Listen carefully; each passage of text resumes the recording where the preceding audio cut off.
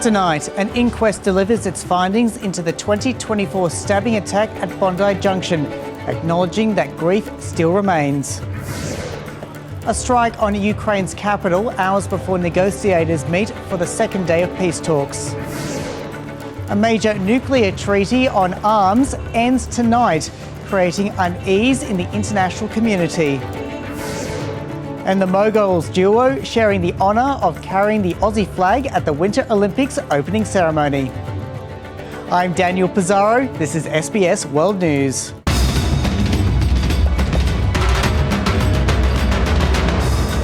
Good evening. The psychiatrist treating the man who went on a stabbing rampage at a Sydney shopping centre has been criticised for failing to act on warning signs that his mental health conditions were deteriorating. 6 people died in the 2024 attack at Bondi Junction in the city's east. The findings of a coronial inquest have now been handed down. 23 recommendations have been made, which the New South Wales government says it's working through. Nothing can bring their loved ones back. Jade was my wife, the person I shared life with for more than 2 decades. We are proud of him, his bravery, his sacrifice for human life. Ukrainian officials say at least 2 people were injured in an overnight Russian drone attack on the nation's capital. Kyiv's Mayor Vitaly Klitschko says one fire was sparked by debris falling on an office building in one district. Meanwhile, residential buildings were damaged in another, with Ukraine's Air Force saying that Russia launched 2 ballistic missiles and 183 drones, 156 of which were shot down. And negotiators from Russia and Ukraine, as well as the United States, are meeting tonight for a second day of peace talks in the United Arab Emirates. Kyiv described the first day as productive.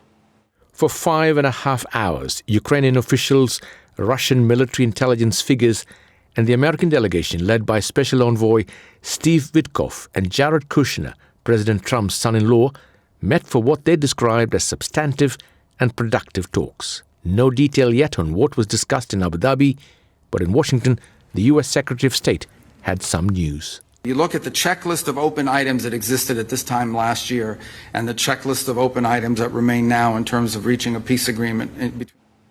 Parts of Spain and Portugal remain on high alert for severe flooding as Storm Leonardo passes through the region. Rescuers in southern Spain were called to help trapped residents and animals. Portuguese authorities say a man died when floodwaters engulfed his car. A woman who tried to rescue her dog is also missing. Patients, staff and visitors of a hospital in the United States were evacuated when a large fire engulfed part of the facility. Local law enforcement say they are investigating the cause. The Trump administration has announced plans to establish a critical minerals trading bloc with its allies. It's seeking to disrupt China's dominance of the industry.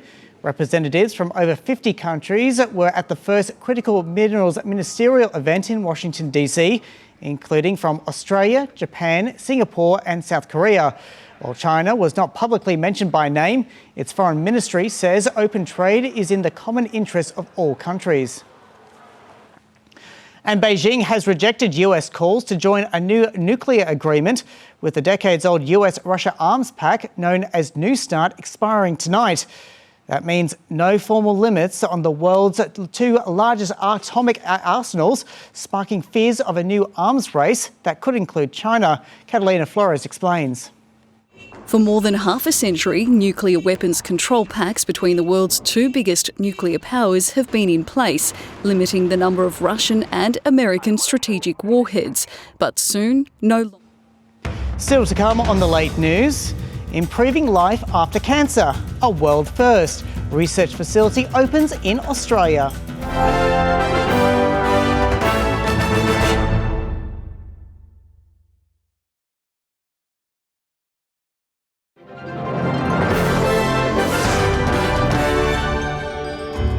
To the weather forecast, in the major centres, partly cloudy conditions for Sydney and Canberra, sunny for Melbourne, cloudy in Hobart, sunshine in Adelaide and Perth, a shower or 2 in Darwin, partly cloudy in Brisbane.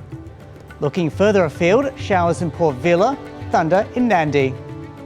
In Southeast Asia, thunder in Singapore, a few showers in Dili. Further north, it's cloudy for Beijing. Snow, however, in Shanghai, and it's overcast in Manila. Heading west, partly cloudy in Tehran. Showers meanwhile in Baghdad. Thunder in Colombo. To Europe, and drizzle in Dublin. Cloudy in Berlin.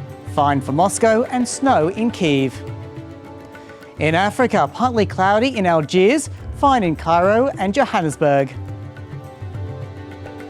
And in South America now, we go to showers for Panama City, cloudy in Buenos Aires.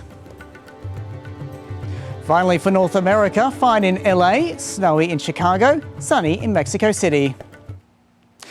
Finally, a painting of a shrub bearing a face resembling that of Italian Prime Minister Giorgia Meloni has drawn crowds to one of Rome's oldest basilicas. The painting was originally created during a renovation.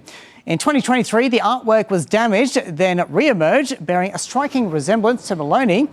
The artist has been ordered to cover it up. And that's The World this Friday. I'm Daniel Pizarro for the World News Team. Good night.